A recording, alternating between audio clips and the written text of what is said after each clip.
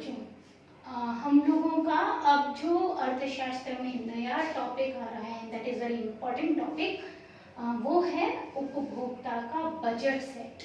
आपको याद हो, आप पहले उत्पादक के लिए, ठीक है ना, संसाधन जो होते हैं उनका सेट पढ़ चुके हैं कि ठीक है ना, उत्पादन संभावना सेट किसे कहते हैं, है ना। ऐसे ही अब उपभोक्ता की बात करते हैं कि उपभोक्ता का बजट सेट क्या होता है।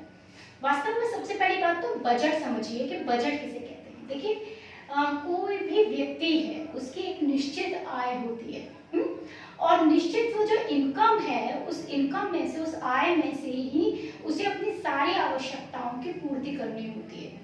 अब उसकी आवश्यकताएं और उसकी जो इच्छाएं हैं, उनमें जो उसकी वरीयता में है, जो उसके लिए ज्यादा उपयोगी है, या जो उसकी ज्यादा बड़ी जरूरत है, प्रायोरिटी में है, वो चीजें वो अपनी आय से पहले खरीदता है। सेकंड नंबर पे फिर वो वस्तुएं खरीदता है जो उसकी प्रायोरिटी में बाद में आती है, ठीक है। और अगर उसकी आय में कुछ फिर भी बचता है तो फिर वो वस्तुएं खरीदता है जो सबसे लास्ट में उसकी प्रायोरिटी में आती है। मतलब सबसे पहले वो अपनी मूलभूत आवश्यकताएं खरीदता है, भोजन, कपड़ा, है ना, और मकान की व्यवस्था, ये सब करता है। जब उसके पास ये चीजें हो जाती हैं तो फिर वो उसके बाद अपनी विलासितापूर्ण चीजें करता है, खरीदता है, ठीक है, जिससे वो आराम से अपना जीवन व्यतीत कर सके। तो हर उपभोक्ता को अपनी आय के अनुसार एक बजट बनाना होता है, ठीक है, क्योंकि वो अपनी आय से ज्यादा वस्तुएं नहीं खरीद सकता। आय जितनी है, जितनी इनकम है, बस वो उतना ही ले सकता है, वस्तुओं को खरीद सकता है, उससे ज्यादा वो वस्तुएं नहीं खरीद सकता है। तो हमारा उपभोक्ता जो होता है वो एक बजट बनाता है।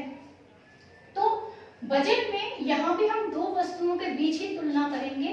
तो किन्हीं भी दो वस्तुओं के लिए अगर हम कई तरह के बंडल बनाएं, जैसे हम पहले भी पढ़ चुके हैं कि एक वस्तु हमने ज्यादा खरीदी, एक वस्तु कम खरीदी, उसकी मात्रा में थोड़ी बढ़ोतरी की तो दूसरे की मात्रा में कमी करनी पड़ेगी। तो दो वस्तुओं के उन सभी बंडलों का जो संग्रह है, ठीक है ना, वो जो ग्रुपिंग है, पूरे सारे बंडल्स की जितने भी संयोग हमारे बन रहे हैं, उन वस्तुओं के हम कितनी कितनी मात्रा में वो वस्तुएं खरीद सकते हैं, तो उसको वो उपभोक्ता का बजट सेट कहते हैं, ठीक है। तो जिसे उपभोक्ता, ये और ध्यान रखना है कि जो वो वस्तुएं हैं वो, क्योंकि उपभोक्ता बाजार से खरीदेगा, तो वो बाजार कीमत पर खरीद सके ऐसे बंडलों के सेट होने ही चाहिए। कहने का मतलब ये है कि उपभोक्ता जब किन्हीं दो वस्तुओं के ऐसे बंडल बनाता है, ऐसे बंडलों का सेट, कि उसे कौन सी वस्तु ज्यादा खरीदनी है, कौन सी वस्तु कम खरीदनी है ना, तो उस अकॉर्डिंग वो जितने भी सेट बनाता है वो उपभोक्ता का बजट सेट कहलाता है। जबकि वो वस्तुएं प्रचलित कीमत पर बाजार की खरीदी जाएं, और ये भी जरूरी है कि उपभोक्ता की संपूर्ण आय उसमें व्यय हो, ठीक है, या फिर संपूर्ण आय से कम हो। संपूर्ण आय से अधिक व्यय उपभोक्ता नहीं कर सकता। अगर वो अपनी आय से ज्यादा व्यय करेगा तो वास्तव में उसे क्या लेना पड़ेगा, ऋण लेना पड़ेगा, उधार करना पड़ेगा, और ये उसके बजट के विरुद्ध होगा, ठीक है ना, ये उसके लिए गलत होगा, क्योंकि ऋण चुकाना भी पड़ता है, ठीक है ना। तो उपभोक्ता को अपनी आय में से ही वस्तुओं का चयन करना है, उनको चयनित करना है कि कौन सी वस्तु उसको खरीदनी है, कौन सी नहीं खरीदनी, और ये जो सेट है इसी को हम कहेंगे उपभोक्ता का बजट सेट, ठीक। अब दूसरी चीज आती है बजट रेखा क्या है। देखिए, जो उपभोक्ता का बजट सेट है, ठीक है, तो उन वस्तुओं को, जो वस्तुएं, दो वस्तुएं हैं, उनके जो विभिन्न संयोग हैं। अब मान लीजिए, मैं अगर परिवार की बात करूं, एक उदाहरण से समझा दूं पहले मैं आपको, कि मान लीजिए एक परिवार है, और सामान्य परिवार है, दाल रोटी की बात करते हैं, ठीक है, आटा है, दाल है, उसके घर में अब वो देख रहा है, और एक नहीं, मैं कहती हूँ दो परिवार हैं, ठीक है, एक परिवार है उसमें दाल है, आटा है, ठीक है ना। अब उनकी दाल खत्म हो गई है या कम हो गई है आटे के अनुपात में, तो ऑब्वियस सी बात है उसकी प्रायोरिटी है दाल खरीदना, ना कि आटा खरीदना। तो वो दाल को ज्यादा प्राथमिकता देगा, आटे को प्राथमिकता नहीं देगा, ठीक है। अगर दूसरे परिवार की बात करें, या उसी परिवार की बात की स्थिति कहें कि अब उनके आटा खत्म पर है, तो प्रायोरिटी में क्या आ गया, आटा आ गया, दाल नहीं रही, ठीक है ना। दाल अगर अनुपात में ज्यादा है उनको जरूरत नहीं है तो दाल नहीं खरीदेंगे, फिर वो आटा खरीदेंगे। कहने का मतलब मैं सिर्फ आपको ये समझा रही हूँ कि दो वस्तुओं के कोई भी संयोग ऐसे बन सकते हैं। कोई वस्तु है जिसकी मात्रा ज्यादा है, वो वस्तु खरीदनी ज्यादा है, जो वस्तु की मात्रा कम है वो खरीदनी कम। तो इसका एक बजट बनाना होता है कि कौन सी वस्तु खरीदनी है, कौन सी वस्तु नहीं खरीदनी है और कितनी मात्रा में खरीदनी है, ठीक है ना। क्योंकि मात्रा भी हमें निर्धारित करना जरूरी है, क्योंकि उसकी निश्चित आय में उस वस्तु की कीमत, ऑब्वियस सी बात है, आटे की तुलना में दाल की कीमत ज्यादा होती है, तो दाल उसको कम मिलेगी उतनी ही आय में, आटा उतनी ही आय में ज्यादा मिलेगा।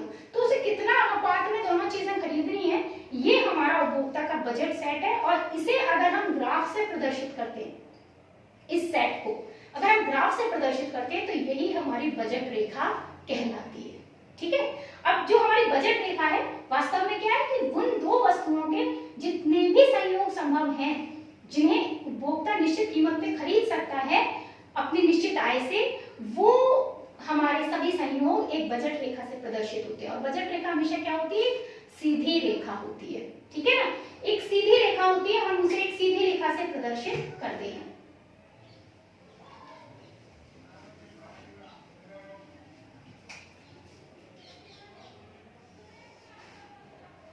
ठीक है, और ये मेरा मूल बिंदु आप सभी जानते हैं 0, ये हमारा x, ये हमारा y, एवरीवन नोस, ये सब चीजें आप लोगों को पहले से पता है। ये x एक्सिस है, ये y एक्सिस है।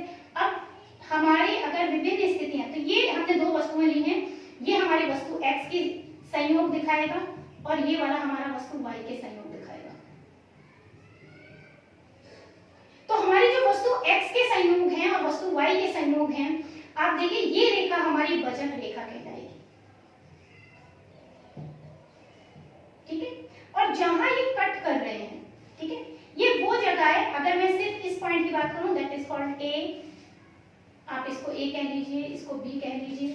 तो मेरा जो ए पॉइंट है, ये वस्तु x की वो मात्रा दिखा रहा है जिसको अगर वो पूरी खरीदेगा तो उपभोक्ता का पूरी आय, जो उपभोक्ता की पूरी इनकम है, वो इसमें खर्च हो जाएगी और वो बी वस्तु को बिल्कुल भी खरीद नहीं पाएगा, मतलब वाई वस्तु को वो बिल्कुल भी खरीद नहीं पाएगा।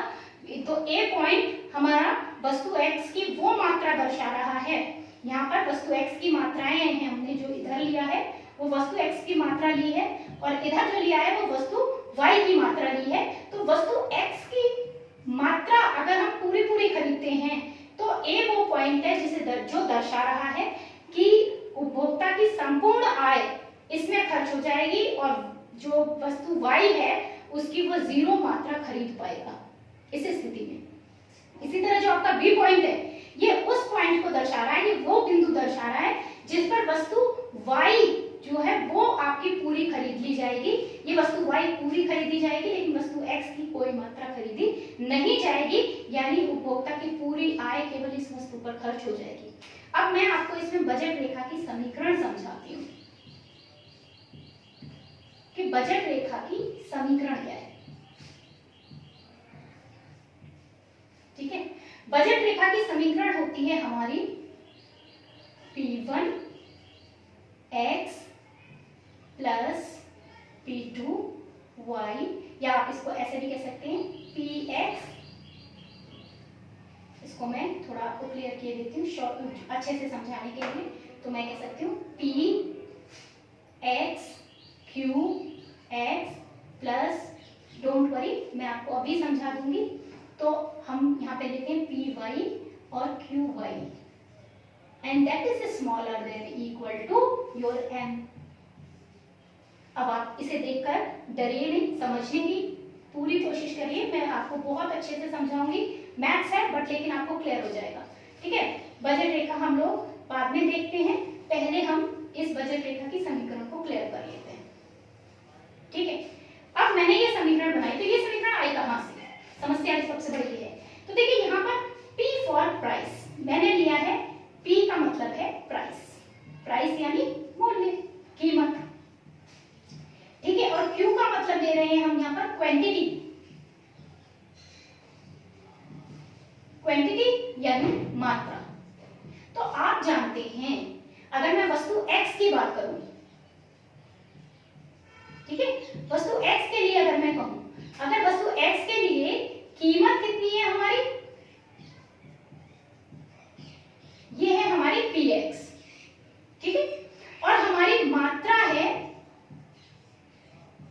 QX।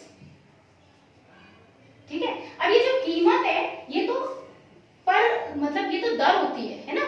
1 किलो की कीमत कैसे दी जाती है, 1 किलो 1 लीटर ऐसे दी जाती है ना, कि जैसे हम बाजार में खरीदने जाएंगे तो 1 किलो की कीमत दी जाएगी। अब वो हमारी मर्जी है कि हम 2 किलो खरीदें, 3 किलो खरीदें, 4 किलो खरीदें, कितना खरीदते हैं ये हमारी मर्जी है।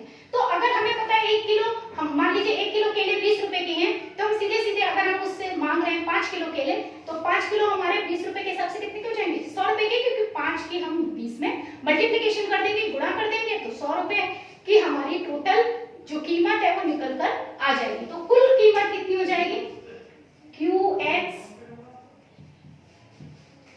मात्रा की कुल कीमत। कुल कीमत क्या हो जाएगी कि हम PX को QX से गुणा कर दें। मैंने भी बताया ना कि 1 किलो केले की कीमत अगर 20 रुपए है, ठीक है, तो 5 किलो की कीमत कितनी होगी, हम 5 को 20 से गुणा कर देंगे। तो हमारी 1 किलो की, मान लीजिए 1 किलो या 1 इकाई की कीमत जो है वो PX है, तो हमारी QX मात्रा की कुल कीमत कितनी होगी, कुल कितने रुपए लगेंगे, PX की गुणा QX में हो गई। इसी तरह अगर हम वस्तु Y की बात करें,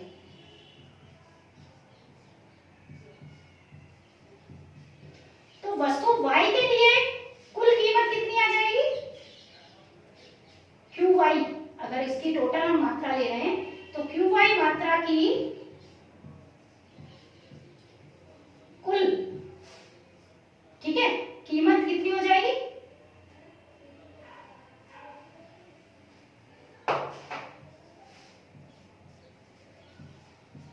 ये बराबर आ जाएगी PY/Q1। ठीक है, तो हमने कुल कितने रुपए, अगर हमने दोनों वस्तुएं खरीदी तो हमने दोनों वस्तुओं के लिए जो हमारा उपभोक्ता उसने कुल कितने रुपए खर्च किए, PX/QX हमारी एक वस्तु के लिए और PY/QY दूसरी वस्तु के लिए। मान लीजिए वो केले खरीद रहा है और आम खरीद रहा है, ठीक है, केले हमारे 20 रुपए किलो हैं, आम हमारे 50 रुपए किलो हैं, ठीक है, 50 रुपए ले लो, 40 रुपए ले लो, आपको 50 कैलकुलेशन नहीं तो 40 ले सकते हैं हम लोग, इजी हो जाएगा क्योंकि कैलकुलेशन थोड़ा।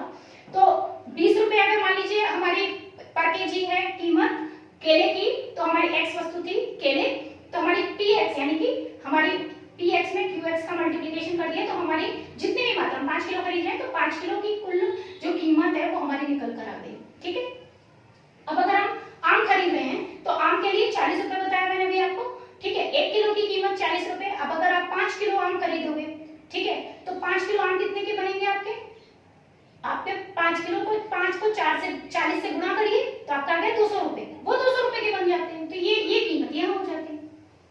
ठीक है, अब नाउ इट डिपेंड्स कि आप 5 किलो ही खरीदेंगे या 5 किलो से कम खरीदेंगे या 5 किलो से ज्यादा खरीदेंगे या कौन सी चीज आप ज्यादा खरीदेंगे कौन सी चीज कम खरीदेंगे। It depends upon your M.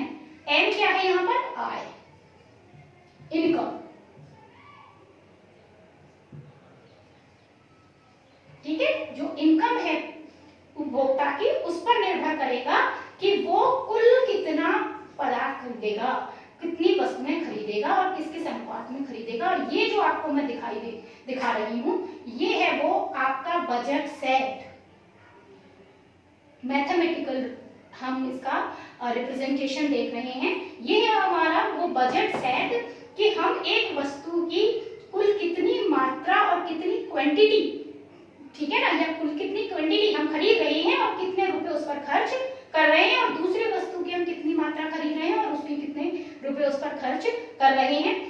ये दोनों का सम उपभोक्ता की टोटल इनकम से या तो कम होना चाहिए, ये आप साइन जानते हैं, इस साइन में क्या होता है, ये इधर जहां मुंह इसका बंद है, जहां इसका ये बंद सिरा है, यहाँ जो भी नंबर होगा वो छोटा होगा और यहाँ जो भी नंबर होगा वो बड़ा होगा। जहां इसका मुंह खुला हुआ है वहां नंबर बड़ा होता है, ऑलवेज रिमेंबर। तो इस तरफ छोटी चीज होगी, इस तरफ बड़ी चीज होगी। तो ये इधर की तरफ खुला है यानी आय बड़ी होगी और ये चीजें छोटी होगी। यानी या तो हम अपनी आय से कम, ठीक है, रुपए खर्च करके वस्तुएं खरीदेंगे या फिर हम इक्वल खरीदेंगे अपनी आय के बराबर। इक्वल आपको दिखाई दे रहा है, ये इक्वल का साइन है साथ में। ठीक है, ये जो डबल मैंने एक साथ चीजें दिखाई हैं, दो साइन एक साथ दिखाए हैं, ठीक है, इसको हम इनइक्वालिटी कहते हैं। ठीक है, इसको हम क्या कहते हैं? इनइक्वालिटी। ठीक है, और इसको कहा जाता है, ये जो साइन है, ये जो चीज है, इसको हम कहते हैं बजट कॉन्स्टेंट, या कहिए बजट प्रतिबंध। ये हमारी प्रतिबंध मीन्स हमारी शर्त है। ये शर्त है कि हमारा जो भी हमने रुपए खर्च किए, अपने बजट बनाया, वस्तुओं के बंडल बनाए, संयोग बनाए, उनके ऊपर हम जो भी पैसा खर्च करेंगे, रुपए खर्च करेंगे, वो या तो आय के बराबर होंगे या आय से कम होंगे, आय से ज्यादा नहीं होंगे, क्योंकि अगर आय से ज्यादा हुए तो ऐसी स्थिति में उपभोक्ता को ऋण लेना पड़ेगा और उसके परिवार की अर्थव्यवस्था खतरे में पड़ जाएगी, क्योंकि ऋण लेने का मतलब है उसे चुकाना भी पड़ेगा। ठीक है ना, तो आय से कम होना चाहिए और या फिर आय के बराबर होना चाहिए, इक्वल होना चाहिए, आय से ज्यादा नहीं हो सकता। यही हमारा बजट प्रतिबंध कहलाता है। ठीक है, क्लियर हो गई ये सारी चीजें? इसमें एक चीज मैं और क्लियर कर दूं कि आपको कि बजट रेखा की जो स्थिति है वो उपभोक्ता की आय और दोनों वस्तुओं की कीमत पर निर्भर करती है। ठीक है, अब देखिए उपभोक्ता की आय और दोनों वस्तुओं की कीमत पर कैसे निर्भर करती है, ये छोटी सी चीज हम लोग देख लें। अपने नेक्स्ट टॉपिक में हम लोग बजट रेखा का पूरा आपका उसकी प्रवणता क्या होती है, स्लोप जिसे हम कहते हैं, वो क्या होता है, इसके अलावा उसका रेशियो, प्राइस रेशियो क्या चीज है, प्राइस रेशियो के बारे में, ये सारी चीजें, और पूरा ये गणितीय है तो मैथमेटिकल है, तो हम लोग इसको नेक्स्ट उसमें ही लेंगे। अभी इसको समझाना मुश्किल ही होगा आपके लिए। लेकिन मैं इतना जरूर क्लियर कर देती हूँ कि बजट रेखा की स्थिति उपभोक्ता की आय पर और वस्तुओं की कीमत पर कैसे निर्भर करती है। तो मैंने पहले आप लोगों को बजट रेखा दिखाई थी, इस तरह से ये बजट रेखा है हमारी एक्स, और ये y एक्सिस है आपकी, और ये हमारी वस्तु x की स्थिति को दिखा रहे हैं हम, और ये हम वस्तु y की मात्रा को दिखा रहे हैं। ठीक है, तो हमारी याद रखिए, ठीक, मात्रा कीमत मतलब वस्तु y के लिए दिखा रहे हैं, ठीक है, और कीमत, ठीक है, और यहाँ पे हम दिखा रहे हैं वस्तु x की मात्रा और कीमत, दोनों की बात कर रहे हैं। तो हमारी ये जो बजट रेखा है, ठीक है, इस बजट रेखा में सिंपली इसके नीचे जितने पॉइंट्स आएंगे, ये वो पॉइंट्स हैं जो हमारी आय से, निश्चित आय से कम, ठीक है, कम रुपए में हमारे आ गए, मतलब हमारे बजट के अंदर अंदर ही वो वस्तु हमने खरीद ली। ठीक है, हमने अपने, जैसे आप मान लीजिए 100 रुपए आपके पास है, आपकी आय जो है वो 100 रुपए है। ठीक है, आप केले खरीद रहे हैं और आम खरीद रहे हैं। ओके, मैंने अभी आपको क्या बताया कि केले हैं 20 रुपए किलो, आपके आम है 40 रुपए किलो। ठीक, आपने मान लीजिए केले खरीदे 2 किलो, तो आपने कितने के खरीद लिए, 20 दूनी 40 रुपए के केले खरीद लिए। अब अगर मान लीजिए आपने आम खरीदे, आप आम ज्यादा खरीदना चाहते हैं, तो आपने आम खरीद लिए 3 किलो, ठीक है, तो वो 40 के हैं। ठीक है, तो 4 3 12, 120 रुपए आप नहीं खरीद सकते। क्यों नहीं खरीद सकते? क्योंकि आपके पास सिर्फ 100 रुपए है। ठीक है, आप खरीदना चाहते हैं 2 किलो, ठीक है, 40 रुपए किलो है, तो हमने 2 किलो 80 रुपए के। लेकिन अगर आप 80 रुपए के आम खरीद रहे हैं, तो आप केले के 2 किलो नहीं खरीद सकते, क्योंकि 80 और 40 120, वो भी 100 से ज्यादा है। तो आप केले, अगर आपको आम 2 किलो ही खरीदने हैं, यानी 80 रुपए के आम खरीदने, तो आप केले केवल 1 किलो ही खरीद पाएंगे, क्योंकि 1 किलो केले 20 रुपए के हैं, तो आपके 80 और 20 हो गए 100 रुपए, यानी आप 100 रुपए का सौदा खरीदेंगे, सामान खरीदेंगे, केले भी और आम भी। यदि आप केले ज्यादा खरीदना चाहते हैं, ठीक है, तो आप आम की कीमत को घटाएंगे, फिर आप आम 2 किलो नहीं खरीद सकते। अगर आप केले चाहते हैं, नहीं केले तो मुझे 2 किलो ही खरीदने हैं, ठीक है, तो केले तो मुझे 40 रुपए के ही खरीदने, मुझे नहीं खरीदने आम, ठीक है, इतने, तो फिर आपको आम या तो आप 1 किलो खरीद सकते हैं या फिर आप 1.5 किलो खरीद सकते हैं। 1 किलो खरीदेंगे तो 40 रुपए के हैं, तो 40 40 80 रुपए, 100 से कम, ठीक है ना, 100 से कम क्या है, 80 रुपए का सामान हो गया। तो जब आप सामान 80 रुपए का खरीदे, तो वो यहाँ गिना जाएगा, इस क्षेत्र में गिना जाएगा, ठीक है। और जब आप 120 का सामान सोच रहे थे, तो वो 120 यहाँ होगा, ये अप्राप्य संयोग है, ये संभव नहीं है। ठीक है, ये संभव है। ठीक है, और जब आप खरीद रहे थे कि हमने आम खरीदे 2 किलो और केले खरीदे 1 किलो, 1 किलो केले 20 रुपए के और 2 किलो आम 80 रुपए के, तो आप यहां पहुंच गए बजट रेखा पे, जहां संपूर्ण आय व्यय हो गई, पूरे 100 रुपए खर्च हो गए। समझ में आया? अब अगर हमारी बजट रेखा, अगर मान लीजिए वस्तु की कीमतें कम हो जाती है, अगर वस्तुओं की कीमतें कम हो जाती है, आय वही रहती है, इनकम वही रहती है, आम जो 40 रुपए बिक रहा था अब मान लीजिए वो 30 रुपए बिक रहा है, और जो हमारा केला 20 रुपए बिक रहा था मान लीजिए 15 रुपए बिक रहा है, तो अब हम ज्यादा मात्रा खरीद पाएंगे। ठीक है ना, ज्यादा मात्रा खरीद पाएंगे तो हमारी बजट रेखा दाईं तरफ खिसक जाएगी, ऐसे हो जाएगी। आया समझ में? और यदि हमारी कीमत वही रहती है, कीमत नहीं बदल रही, लेकिन उपभोक्ता की आय बदल गई, आय बढ़ गई उसकी, अगर आय बढ़ गई तो भी उस स्थिति में बजट रेखा यूं ही जाएगी, क्योंकि जब आय बढ़ जाएगी तो उपभोक्ता ज्यादा सामान खरीद पाएगा। अगर आपकी आय 100 रुपए से बढ़कर 150 हो जाएगी, तब उस स्थिति में आप 120 वाला सौदा भी कर सकते हो। ठीक है ना, तो हमारी बजट रेखा दाईं ओर खिसक जाती है अगर हमारी कीमत बढ़ जाए, वो कीमत कम हो जाए। ठीक है, कीमत कम होने पर, और दूसरा या फिर हमारी आय बढ़ने पर। ठीक है, दोनों ही स्थितियों में हमारी बजट रेखा दाईं तरफ जाएगी। अगर इसका उल्टा है, या तो कीमत बढ़ जाए या आय घट जाए, तो बजट रेखा पीछे आ जाएगी, तब बजट रेखा ऐसे आ जाएगी। ठीक है, हम कम वस्तु खरीद पाएंगे, क्योंकि आय घट गई तो भी हमारे पास पैसे कम हो गए, अगर कीमत हमारी बढ़ गई तो भी हम कम वस्तु ही खरीद पाएंगे। तो इस तरीके से बजट रेखा की जो स्थिति है वो बाईं या दाईं तरफ खिसक सकती है उपभोक्ता की आय और दोनों वस्तुओं की कीमत के अनुसार। ठीक है, आज के लिए यहीं तक। Best of luck. ये सारी चीजें मुझे लगता है आपको समझ में आनी चाहिए। कोई समस्या है तो मुझसे पूछिए, कमेंट बॉक्स में डालिए, मैं आपकी समस्या का समाधान करने का पूरा प्रयास करूंगी। और नेक्स्ट वीडियो में हम लोग इसका मैथमेटिकल रिप्रेजेंटेशन, स्लोप वगैरह सब कुछ पढ़ेंगे, निरूपण पढ़ेंगे, तो वो जरूर देखिए।